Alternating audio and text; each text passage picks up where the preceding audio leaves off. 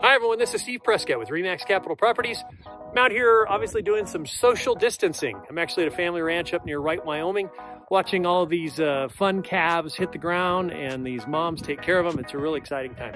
I do want to give you just a weekly update as far as what's happening in the real estate world. Things are still moving forward really well. We're just having a lot more of Zoom type meetings. We're doing a lot of virtual showings. Title companies are still closing transactions and inspectors are still getting to the properties to do inspections. Albeit we're just trying to keep exposure down to a minimum, so a lot of times the agents and the parties aren't involved in some of those inspections and closings. So things are moving along really well despite everything that's going on in the world.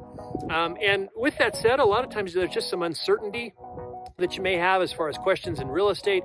You know, how are things moving? What's the economy doing? And so if we can answer any questions, just reach out to us. I know it's a real uncertain time and we'd love to help.